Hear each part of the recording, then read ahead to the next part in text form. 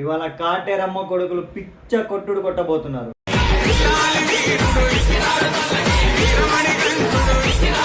Of course KKR వాళ్ళు కూడా కొట్టబోతున్నారు అనుకోండి, అది వేరే మ్యాటర్.